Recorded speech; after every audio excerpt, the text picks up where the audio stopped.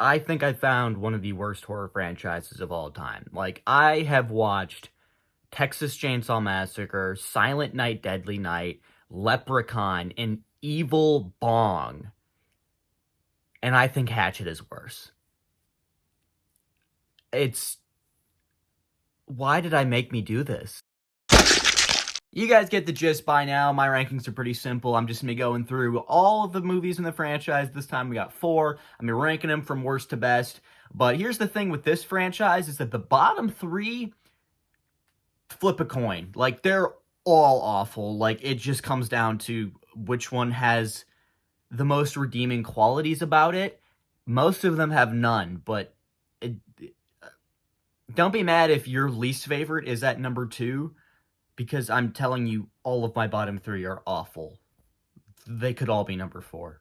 But my pick for number 4, the worst of the Hatchet franchise, I'm going with Hatchet 2. Now, I've seen a lot of people talk about these movies. I wanted to go through and see what some people's thoughts were.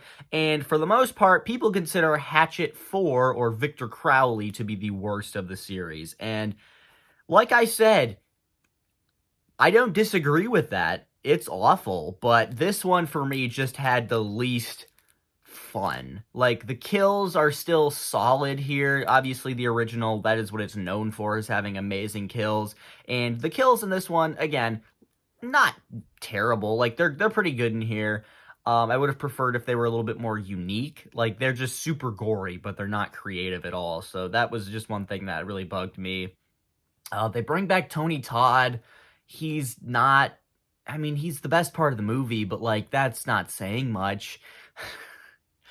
They bring back the character from the first movie. These first 3 take place, like, literally one after another. They, like, the second the last movie ends, the next one picks up. So this one picks up directly where Hatchet 1 ends, and I was confused because they recast the main character. It is Danielle Harris now, and I love Danielle Harris. She's great in the Halloween movies, but nobody's good in this movie. All the performances are bad, except for Tony Todd. Like I said, Tony Todd's the only one who's trying, if that's even possible for this movie. It's just, like, the whole first hour of this film is them gathering people to go back to the swamp where everybody was just murdered in the last film. And so they're gathering this whole cast of kooky, forgettable characters, and then they go back to the swamp, and all of them get murdered violently, and movie ends. That's another thing that Hatchet always does, is that the second you think Victor Crowley's dead, movie's over. So, yeah, this one's my least favorite. Number 3, like I said, Victor Crowley's usually people's last place. There was a little bit of redeeming quality for me, so I have it at number 3. Again, it could be last place. They're all bad. It doesn't really matter. I'm just going through and trying to find an order here that'll work for me. The parts that are enjoyable for me are mainly with the casting choices here. They're not nearly as great of casting choices as part 3, but you get Felissa Rose in here. You get Q from Impractical Jokers. That, I was not expecting that. And I love Impractical Jokers, so I instantly knew who it was. You get, I think she's like the pink girl from Guardians of the Galaxy. She's in here as well.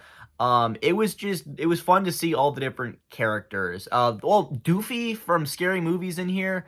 And they're all, no, they're not trying, but they're putting in performances. I don't know how I describe the performances, but they're doing them. The kills in this one are awful. There is little to no actually good ones in here. They're mostly off-screen. The blood looks like crap.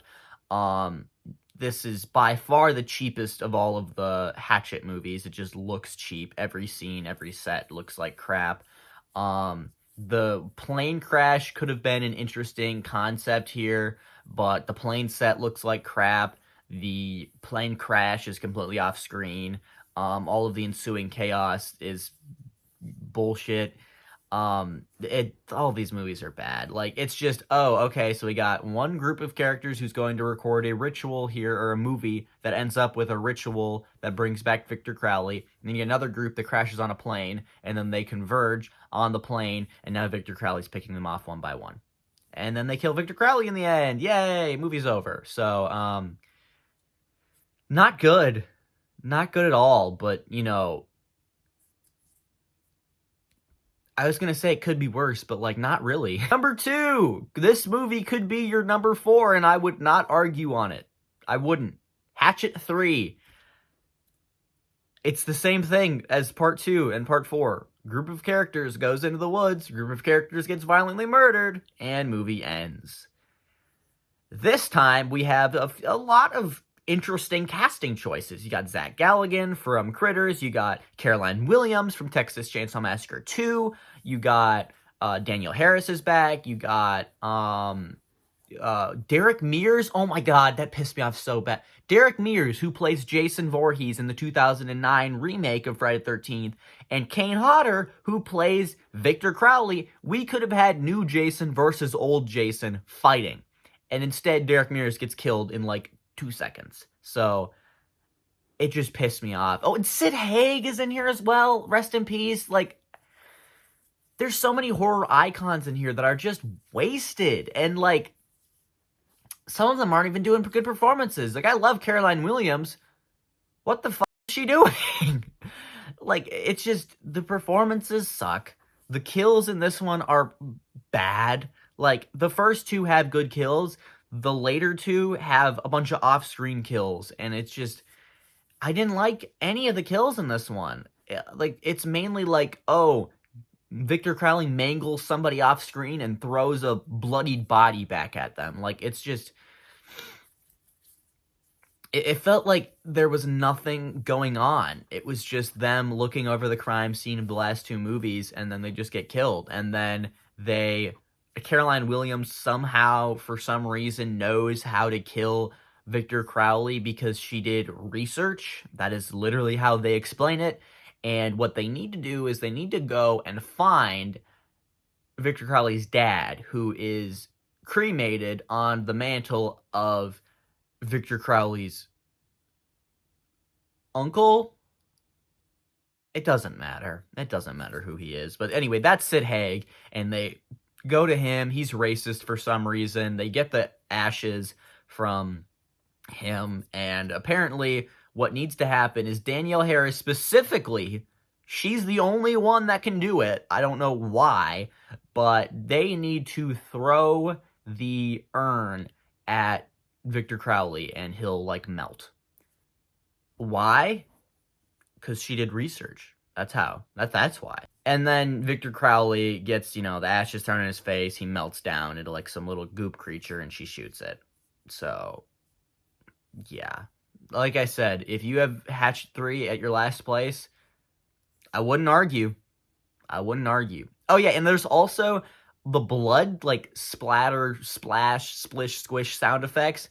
I literally was able to pick it out at least 8 times, this sound effect. Which, if you don't recognize it,